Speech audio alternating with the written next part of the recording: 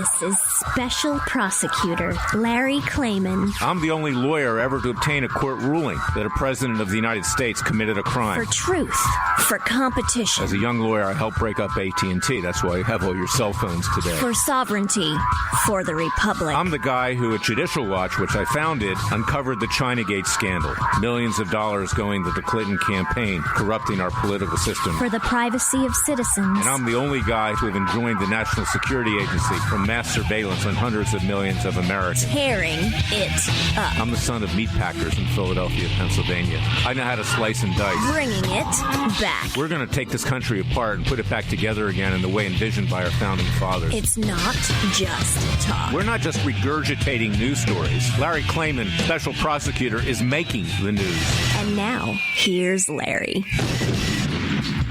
Welcome to this week's edition of Special Prosecutor with Larry Klayman. Again, a very important show.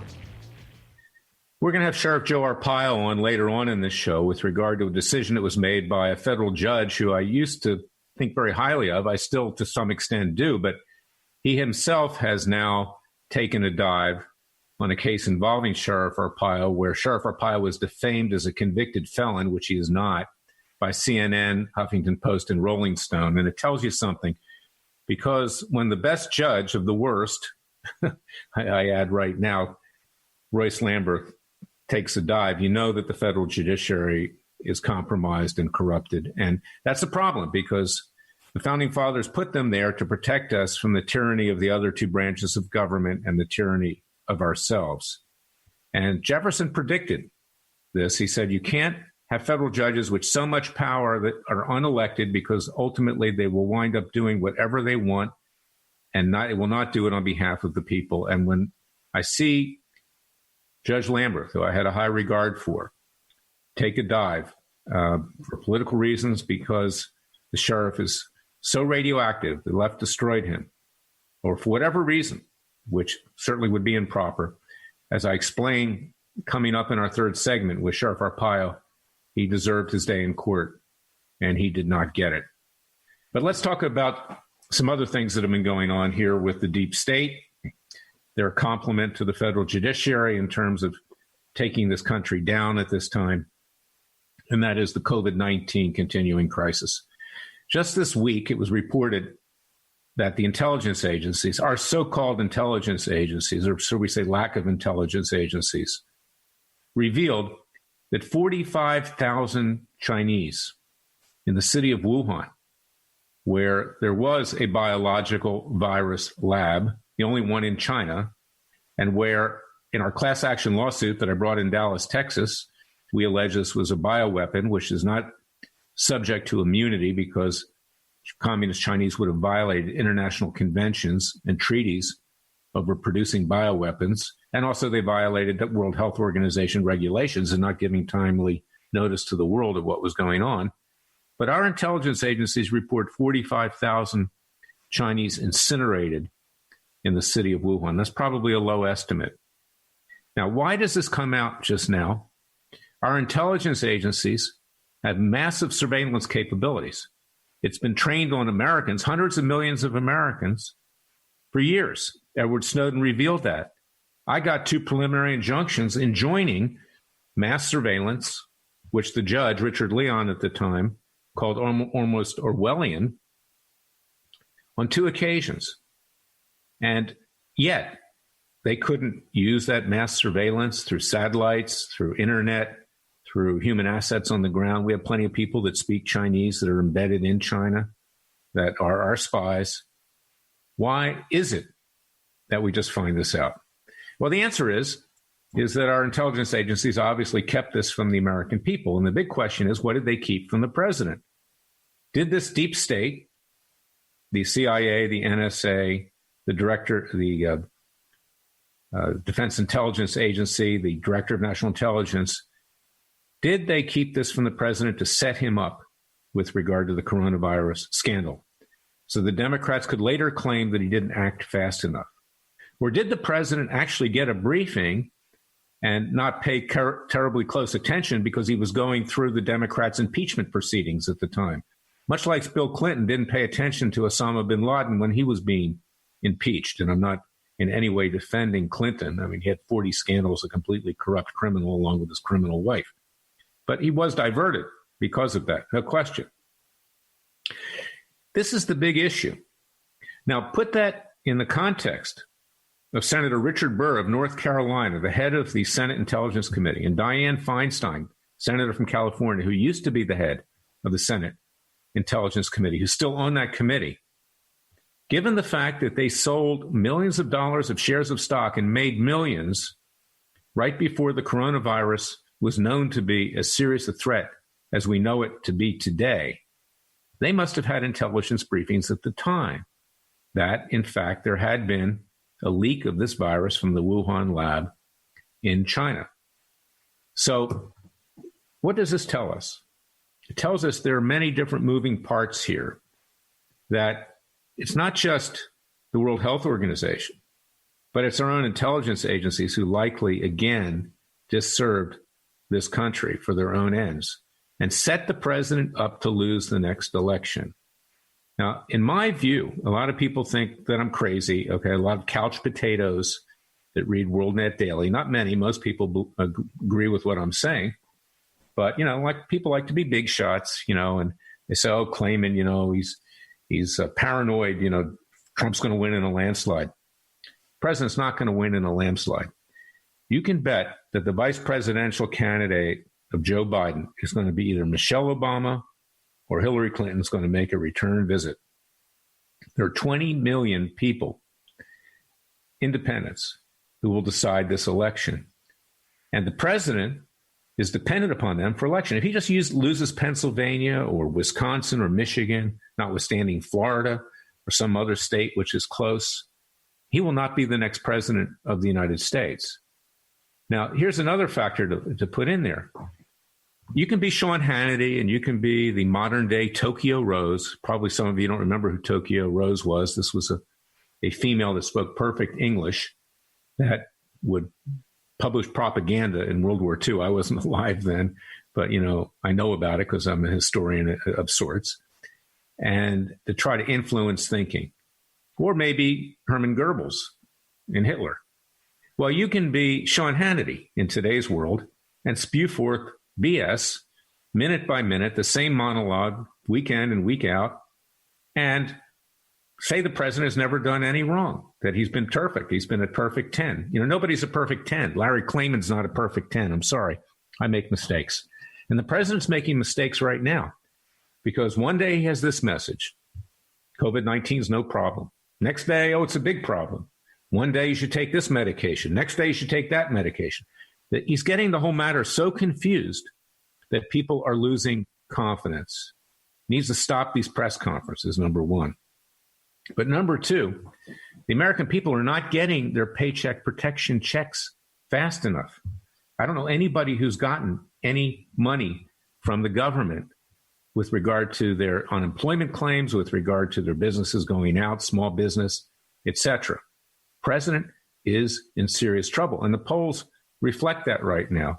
Now, couple that with the fact that Roger Stone is out there, campaigning for a pardon. And I've said this in prior shows and in things that I've written. Stone is not a good person. Stone's a bad person. And I don't care whether Comey or McCabe or the Lovebirds or anybody else haven't been prosecuted yet, because Freedom Watch is prosecuting them. We don't expect that fat blowhard over there at the Justice Department, William Barr, to do anything. He does nothing. I don't know what he's doing. Maybe he's sitting there eating Big Macs or something. It looks like he's probably gaining, at least in that way, but he's not gaining in prestige or actually doing the right thing.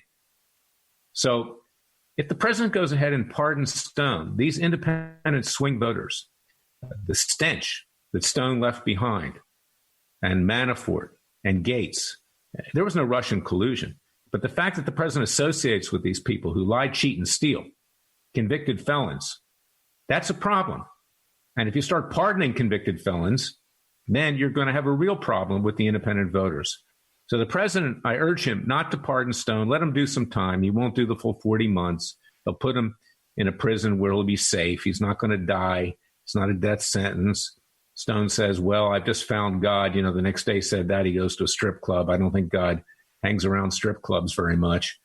But this is, something the president needs to seriously consider because he's not in good shape right now. And if he goes down, the whole country goes down with him. The vision of our founding fathers, the creation of the last 240 some years, making this a great country.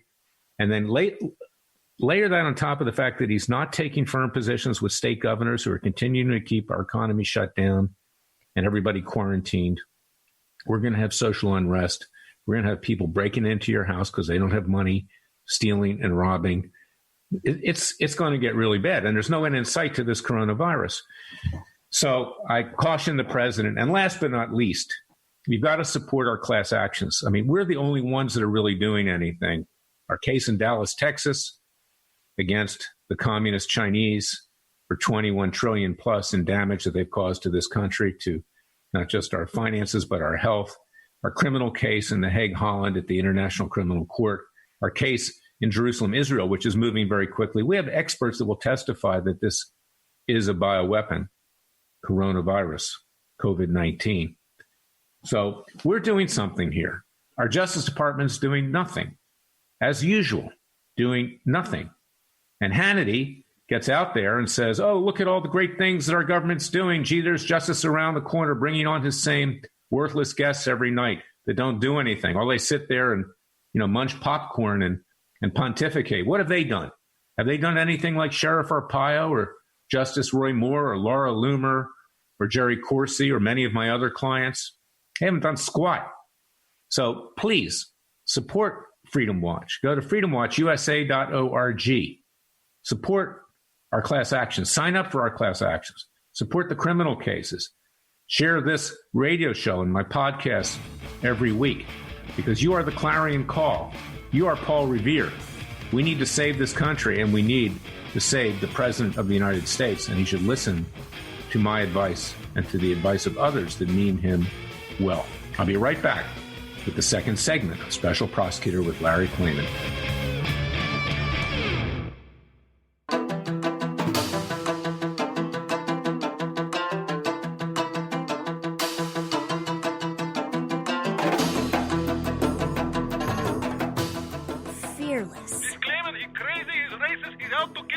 Dangerous. You don't hear? Use the court and the law. Lethal. This is bad. Special Prosecutor Very bad. Larry Klayman. If you'd like to support Freedom Watch and this radio show, go to freedomwatchusa.org. Now let's talk a little bit more about COVID-19, the coronavirus. There are many scandals out there, and Freedom Watch will be dealing with them. We've previously indicted Robert Mueller. He'll be tried once we can bring people together for a citizen's trial. I can assure you we will get him convicted, sentenced, and we'll seek to carry out those sentences peacefully and legally. We'll do the same with regard to Comey, with McCabe, with Strzok, with Page, with Clapper, with Brennan, with the Obamas, with the Clintons. Okay, we, the people, need to rise up. We've had it. There used to be a movie many years ago called Network where somebody stuck his neck out a window and said, I can't take it anymore. The American people can't take it anymore. And this coronavirus is putting things in a different perspective. Yes, we appreciate the fact that most of us are still alive, but we also appreciate the fact that our government has disserved us. Since 9/11, we knew, and even before that someday there would be a pandemic and or biological attack. What have our successive presidents done? What did George W. Bush do? Nothing. What did Bill Clinton do? Nothing. What did Barack Obama do? Nothing. What did Trump do for the first part of his presidency? Of course, he was preoccupied with 2 witch hunts and impeachment. Nothing. What did the state governors do? Nothing. Everyone knew this was going to happen. And in fact, I remember after 9/11 that we thought we would get hit with a dirty bomb attack. I actually put plastic on my windows in Great Falls to protect my family. This was recommended. We thought there would be a biological attack. And what's happening now with COVID-19 is such an easy way to try to destroy populations that you can expect that terrorists are going to try the same thing. It's not very hard. And you have to be a complete idiot to think that a virus like COVID-19, which mutates every time it moves from person to person, which has infected so many people throughout the world, you have to be an idiot to think that this just came from some bat, okay, that was transmitted to a human. It was manipulated. It was engineered in this lab in Wuhan, China. We have many experts that will come forward and say this from around the world, in our case here and our case in Israel. And there'll be cases elsewhere. And that's why we need your support, because there are other lawyers that are contacting me from all over the world, Larry. We want to do the same thing. So please contribute to our cause. We need the tax-deductible contributions. Go to freedomwatchusa.org and sign up for our lawsuit and also contribute. But, you know, this defies intelligence. And the fact that the government won't come clean, won't tell us the facts of life, that continue to prevaricate. It's not enough for the president to call this a Chinese virus. That's not enough. Why isn't he instructing his attorney general to join in our lawsuit with the full power of the federal government? Why didn't he freeze the assets of the Chinese so we can collect the judgment once we get a jury verdict? Why isn't he doing that? I've been asking him to do that. Is it because his buddy Roger Stone says don't listen to anything Klayman says? Maybe. Because you know what? It was real this week that Stone's been in constant contact with him over the years. And that came up during the trial as well of Roger Stone. You know, I love the president, but when you hang around people like Stone, Manafort, Gates, and Michael Cohen, when you hang around, you know what? Poop, you start to smell like it. The president needs to move on, and he needs to level with the American people. What the Chinese did was criminal. It was criminal, and he needs to support what we're doing as well. But it was also reported that the Trump organization has lots of loans that are outstanding that are coming due to the Bank of China. Is that why he's hesitant to take strong action against China? Or is it because the intelligence agencies have blackmailed him yet again? I don't know. I want to support this president. I do support this president. I've been doing it for 3 years. I haven't asked for anything in exchange, not even a retweet of anything that I tweet. But the fact of life is the president's hanging by a thread, and he better shape up or ship out right now, because he will be shipped out if things continue the way they're continuing. And if you don't want to hear the truth, if you just want to swallow the Kool-Aid, go back to your couch, you know, gorge yourself to 300 pounds, drink a lot of alcohol, and pass out. But if you want to do something, join Freedom Watch and support our class action. So just sign up for our Justice League, get up off the couch, put the food down and put the booze down, and get to work, because if you don't, we're not going to have a country much longer. We cannot depend on anyone, including the President of the United States. We've got to do it for ourselves. I'll be right back with Sheriff Joe Arpaio, an American patriot who did it for himself and paid the price for sticking his neck out like all of my clients do. I'll be right back.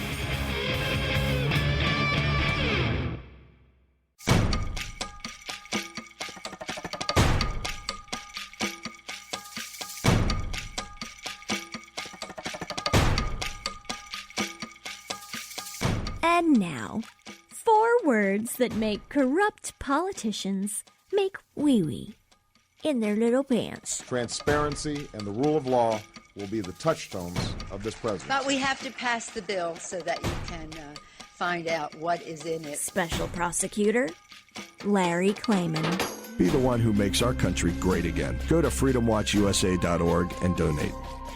I'm back with my client, my friend, a great American patriot, Sheriff Joe Arpaio, America's toughest sheriff. In fact, he's running for re-election in Maricopa County. I support him personally. And of course, he's someone who's very special because he stands up to the establishment, the powers to be. He's a great friend of the president. The president is a friend of him. And it's a love fest between them. But I'll tell you what isn't a love fest are the federal courts. And I've often said, figuratively, tongue-in-cheek, that when the revolution breaks out, the first to be taken to the guillotines should be the federal judges. But there was one federal judge among many that I actually respected over the years, and that was Judge Royce C. Lamberth. When I ran Judicial Watch, and after, he made a number of very positive decisions. He held the Clintons accountable. He never put Hillary Clinton away. He could have done that. And of course, she's now rearing her ugly head again. She thinks she's going to be the vice presidential candidate of Joe Biden. God forbid for Joe Biden. He's nearly in the grave anyway, but she would certainly put him in there quickly, most people believe, and become president. or there's Michelle Obama on the horizon as well. But to make a long story short, Sheriff Arpaio, after he was wrongfully convicted of a misdemeanor for violating a court order of a terrible federal judge in Arizona named Murray Snow, G. Murray Snow, who was heard saying that he wanted to destroy Sheriff Arpaio. His wife let that slip at a restaurant. After that happened, there were allegations made by the ACLU and by others, Covington and Burling, the law firm of Eric Holder and Lonnie Brewer, former head of the criminal division, Eric Holder, Attorney General, that the sheriff had violated Judge Snow's order. And that's what gave rise to a misdemeanor finding, which ultimately was pardoned. And of course, we sought to have even the conviction removed, but the Ninth Circuit was not, as you might suspect, agreeable to that. But in any event, because he was called a convicted felon by the leftist media, which he was not, we filed a defamation lawsuit. And by the grace of God, I thought at the time, it went to Judge Royce Lamberth. Lamberth sat on this case now for a year and a half. These media organizations, CNN, Rolling Stone, Huffington Post, knew that Sheriff Arpaio was not a convicted felon. In fact, they cover him so closely because they use him as a, quote, bad example to get to the president on immigration policy. Of course, he's not a bad example. And we ultimately had an oral argument where Sheriff Arpaio was there with me on motions to dismiss by the defendants. And during those motions to dismiss, the defendants argued to Judge Lamberth, Klayman did not plead actual malice with enough specificity. I said, what are you talking about, Your Honor? All you have to plead is that it was false or there was a reckless disregard for the truth. Now, these networks who cover Sheriff Arpaio so closely, they know he's not a convicted felon. So we pled it. But I said, but if you have any issue as to wanting to make it more specific, I can amend the complaint. To make a long story short, the judge sat on this for another 6 months or so and issued a decision where he admitted that what these networks said, these leftist networks, was false and were damaging to Sheriff Arpaio, but he dismissed it with prejudice, saying, I didn't plead it with enough specificity. Now, that was very intellectually dishonest because I'd said, Your Honor, if you want more specificity, I can do that. So in effect, I chose to do that. I filed a new complaint with great specificity, and just a few days ago, he dismissed that one too. And by the time he got around to ruling, the statute of limitations on defamation had run in the District of Columbia, which is where this case was filed. So I went back to him again yesterday, and I said, Your Honor, I did plead the first time actual malice properly, but I asked you to be able to amend it if you didn't feel that way. You had no right to dismiss this with prejudice and allow the statute of limitations to run. And in addition to that, I said in an alternative way, if you don't want to accept this complaint, you can simply vacate the previous dismissal in case number 1 and allow me to amend. Well, he answered that one in less than 24 hours, probably about 5 hours, and he denied the motion. Now, if Judge Royce Lamberth is going to bail out and make intellectually incorrect decisions because my client, Joe Arpaio, has been made radioactive by the leftist media, or for whatever reason, whatever improper reason there may be. Maybe he doesn't want him in his courtroom. Maybe it's because Lamberth made a strong ruling with regard to a deposition of Hillary Clinton. He made the ruling years late. No one cares anymore if Hillary is deposed in a FOIA case, no less, not a real case. But this is what I saw actually to some extent when I was running Judicial Watch. He would couch things, make a strong decision, then try to placate, his impression with the leftist media.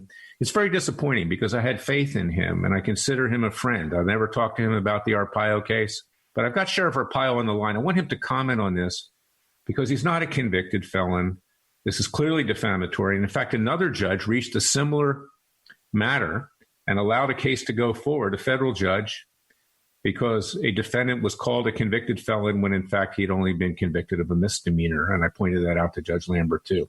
Sheriff, I want to bring you in on this because this is a real problem, the federal judiciary, because if they do not protect us from the tyranny of the other two branches of government and the vicious leftist media or even the rightist media, Hannity, he doesn't tell the truth either, This is the kind of thing that the American people are left defenseless. And you actually have been wronged here. I want to get your impression about what went on. Well, I was just thinking I'm toxic, but if I was a low-profile guy, probably nothing. He would have passed, at least let us get to the trial and so on. But since I'm a high-profile guy, maybe everybody's being human, including judges. I guess they're human. But what hurts me, Larry, I spent 30 years with the federal government, 27 with the federal drug enforcement, and I had high positions. And I always dealt with federal judges, state judges, but I have never seen what's happening in our country, and to me, in recent years. Never. And you're right. Something has to be done. By the way, you forgot one thing about the Judge Snow. His brother-in-law is a big shot in that law firm. You know that. In Covington and Burling, yeah. Yeah.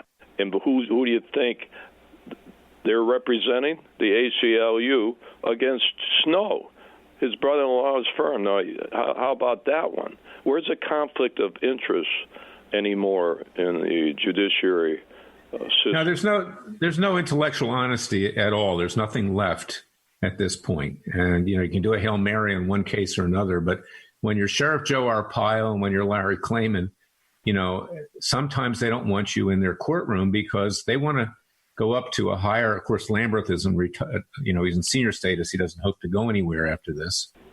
But they're part of this club. They got their job because they're establishment. They got their job because people recommended them to the bench, usually on the basis of campaign contributions to senators or to the president. I don't know with regard to Judge Lamberth, and I still have good feelings. He did some good things, but I have to be critical. He's been critical of me from time to time. And that's what I wrote in my motion yesterday to reconsider. I said, Your Honor, you've been critical of me on occasion. Now the shoe's on the other foot. You did the wrong thing. This was not honest.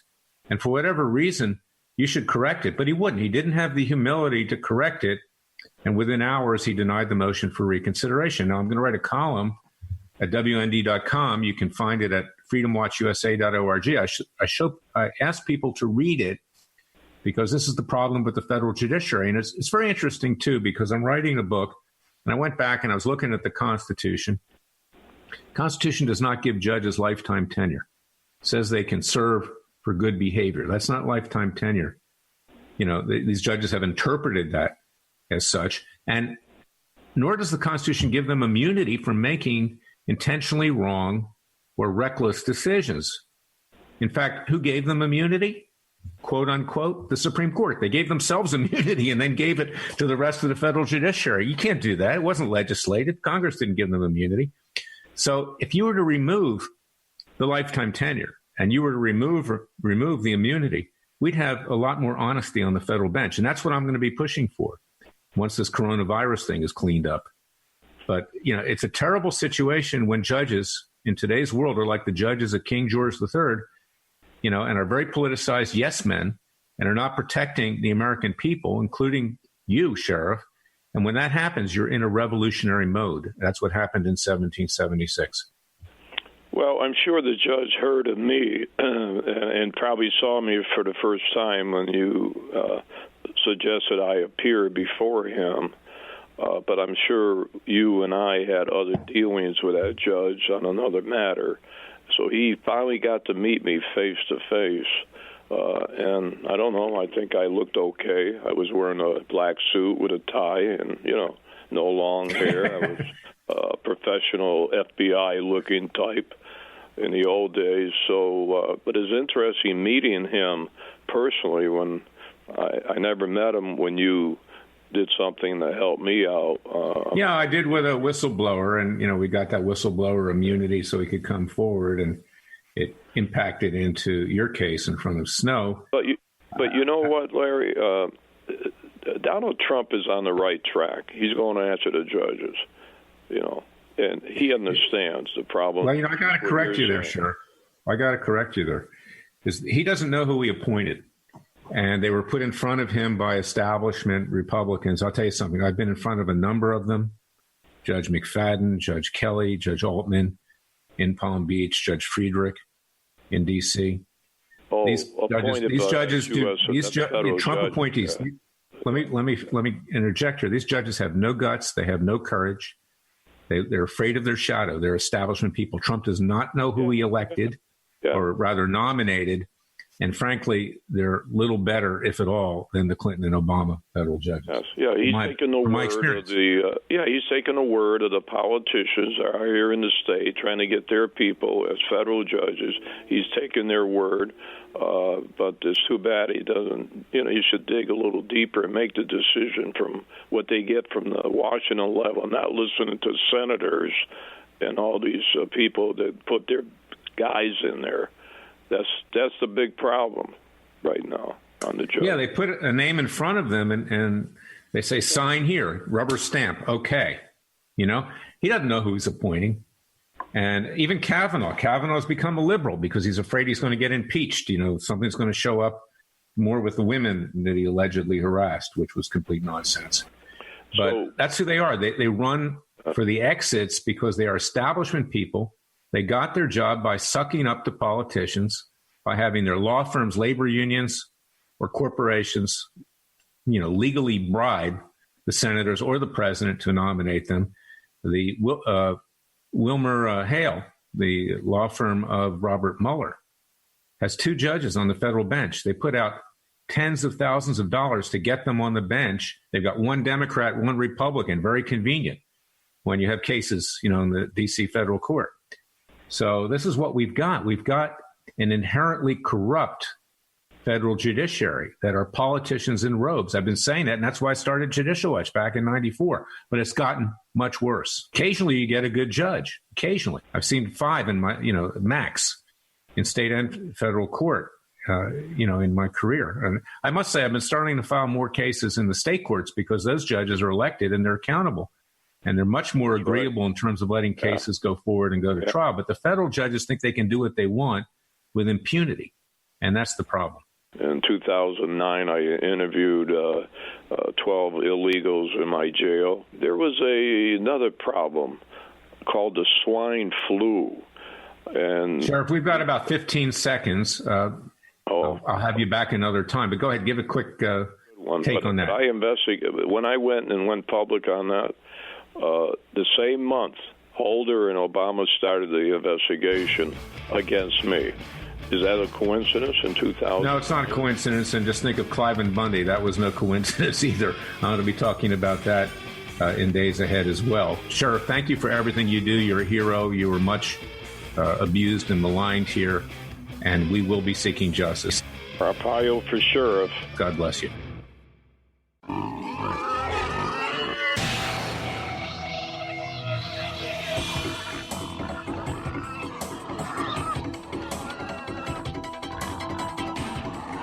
Before he was a trial lawyer, he sliced him and diced him. People used to ask me, Larry, what caused you to start Judicial Watch and now Freedom Watch, given the powerful forces in this country that put you at risk? In a meat packing plant. I'm the son of meat packers in Philadelphia, Pennsylvania. I know how to slice and dice. A very special prosecutor, Larry Klayman. If you'd like to support Freedom Watch and this radio show, go to freedomwatchusa.org. We, the American people, need to rise up. We need, to the extent possible, to work with the government, but we really don't have a government. I'm sorry. And we don't have a federal judiciary that will stand up for our rights. And we've heard that with Sheriff Arpaio and went on with, the best judge who I thought would stand up for somebody, Royce Lamberth. Very disappointing. He's now been corrupted too. So what's the moral to the story? Is that we need not just to fight for our freedom, like our founding fathers did in 1776. We need to be truthful. We need to be candid. It's time to stop sales. In other words, let's stop the BS that we hear on cable news. Let's forget about stuff on social media. Let's forget about the scandal industry. It's become an industry. Fox News and the rest of them are making money hand over fist, like never before, with death charts about COVID-19 and everything else, people dying second by second. After one panic gets over, they come up with a new one. This week is there not going to be any meat for people to eat. I haven't seen any inclination that's going to be the case, and my family was in the meat business. I bought pork chops the other day for $3.39 a pound. Okay, that's hardly a meat famine. And just stop listening. I can't use other than the word BS. I would like to use a little stronger language here. Stop listening to the BS. Tune into what I'm saying, what a few other people are saying, very few. I don't know anybody actually, frankly, that says it straight up like I do, and my various clients. But we need to get to work, and you need to become a member of Freedom Watch's Justice League. You need to sign up for our class actions against the Communist Chinese. Not the Chinese people. About 30% of our putative plaintiffs in our class action are Chinese Americans and Asian Americans. They're very patriotic people. I'm talking about the evil Chinese over there in Beijing, because as of right now, our president isn't standing up to them. Sorry, I don't know what the reason is exactly. I gave you a few ideas earlier on in this show, but he's getting rolled by the Communist Chinese. And we're getting rolled by the Communist Chinese, too. We're emptying out our treasury. We're already bankrupt. We're going to be so bankrupt, our kids and grandchildren are going to be living in abject poverty. Talk about not having meat to eat. They won't have anything to eat the way things are going, just paying back interest for these loans. The government can't keep printing money like it's funny money and doling stuff out. But right now, they need to dole the money out because the country's going down the drain. And you know what? The money hasn't even gotten to the people. That's how bad things are. And then we hear a different message from the president every single day. The stock market is crashing again as we speak. We don't know when anything's going to open up in this country. The governor of California just this week shut the beaches, shut the state parks. Unbelievable. People have nowhere to go. They're trapped in their homes. They're fighting with their spouses, their kids, their dogs, and things are coming unglued.